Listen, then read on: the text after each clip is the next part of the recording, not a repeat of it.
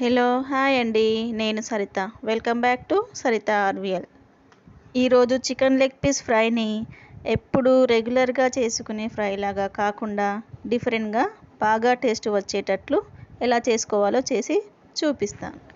శుభ్రంగా క్లీన్ చేసుకున్న లెగ్ పీస్లని ఒక ప్లేట్లోకి తీసుకోవాలి. ఇలా ఘాట్లు పెట్టుకోవాలి.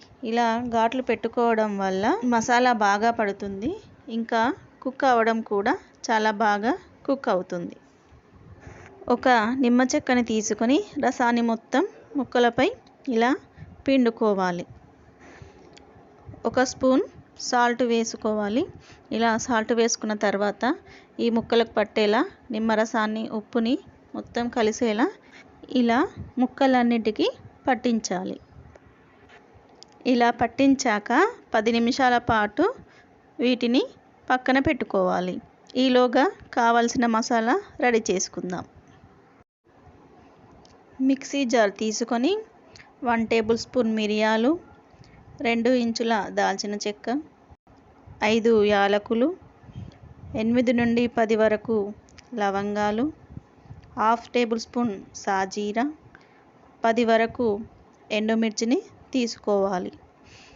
2 స్పూన్ల ధనియాలు, 1 టేబుల్ స్పూన్ జీలకర్ర వేసుకొని మిక్సీ పట్టి పౌడర్ చేసుకోవాలి. ఈ మసాలా పౌడర్ని ఒక బౌల్లోకి తీసుకోవాలి. ఇందులో 2 టేబుల్ స్పూన్ల అల్లం వెల్లుల్లి paste, 1 tablespoon salt, 2 tablespoon oil వేసుకొని చేత్తో కలుపుకోవాలి. ఇలా చేత్తో కలుపుకోవడం వల్ల ఈ మసాలా అంతా బాగా కలుస్తుంది. ఇప్పుడు ఇందులో 1 టేబుల్ స్పూన్ పెరుగు వేసుకోవాలి. మళ్ళీ ఇంకోసారి చేత్తో కలుపుకోవాలి.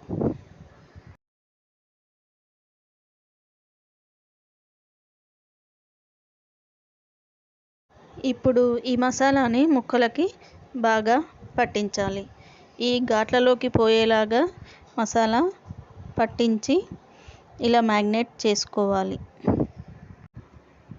ఇలా మసాలా ముక్కలకు పట్టించేటప్పుడు ఒక్కొక్కటిగా తీసుకొని పట్టించాలి. అన్నీ ఒకేసారి కలిపినట్లయితే మసాలా ముక్కలకి బాగా పట్టదు.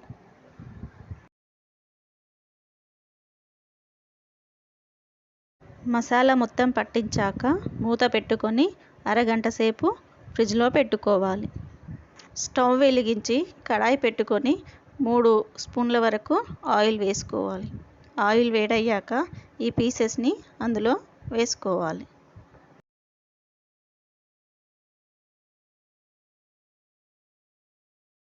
ఒక నిమిషం పాటు ఇలా వేగాక మూత పెట్టుకొని మరో నిమిషం పాటు వీటిని ఉడకనివ్వాలి.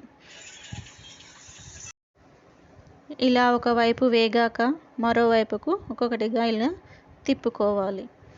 ఇలా బాగా ఉడికే వరకు ఉడకనివ్వాలి. లేనట్లయితే ఇది లోపల పచ్చిగా ఉంటుంది.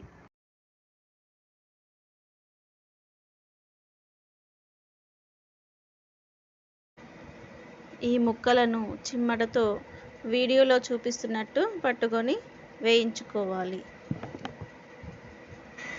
పీసెస్ చుట్టూ బాగా ఫ్రై అవుతుంది, కానీ పైన భాగంలో కొంచెం ఫ్రై కాదు కాబట్టి ఇలా ఫ్రై చేసుకోవాలి.